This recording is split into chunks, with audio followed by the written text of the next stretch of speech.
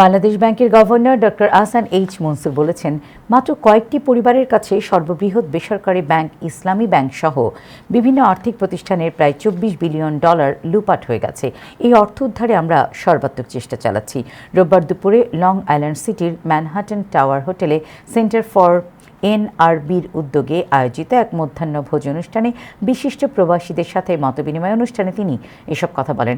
Centre for এনআরবির প্রধান শেকিল চৌধুরীর সঞ্চালনায় এই অনুষ্ঠানে অন্যান্যের মধ্যে বাংলাদেশ ব্যাংকের deputy governor doctor Habibur Rahman উপস্থিত ছিলেন।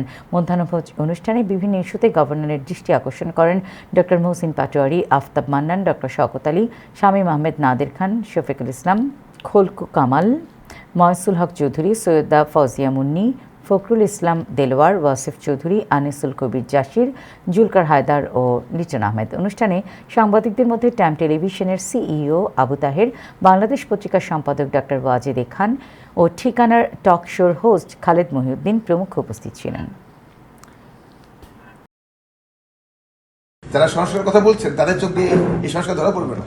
যেমন আমি একটা উদাহরণ দিই, এয়ারপোর্টে গেলাম যখন, আমি তো ভিআইপি দিয়ে যাই না, আমার ভিআইপি আমি সিআইপি না, বা আমার সরকারি আমার লাল কার্ড পাসপোর্টে নাই। কারণ আমি যখন রেগুলার এয়ারপোর্টে ঢোকার পরে দেখি যে মেন রাস্তা থেকে এয়ারপোর্টে ঢুকতে আমার আধা ঘন্টা লেগে গেল, মানে জাস্ট হেঁটে গেলে লাগতো 2 মিনিট। সমস্যাটা কোথায়? দেখলাম যে 4টে লেন এয়ারপোর্টে যেখানে লোডিং আনলোডিং হয় 2টা লেন হয়ে গেল। আরে ওখানে হওয়ার কথা ছিল 8টা লেন, কারণ লোডিং আনলোডিং হবে, গাড়ি পার্ক থাকবে। সেটা হচ্ছে যে এই যে বাংলাদেশের যে ব্র্যান্ডিংটা এখানে হয় না।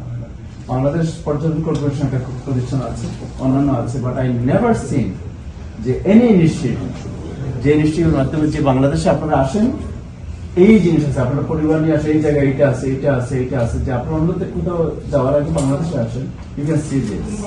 এই জিনিসটা যতটুকু সম্ভব সাপোর্ট করতেছে বিভিন্নভাবে, নাম্বার 1। নাম্বার 2 হলো জেএমসিতে বাংলাদেশের যতগুলো ছোট ছোট অর্গানাইজেশন আছে, জেএমসি অলওয়েজ হেল্প দেম।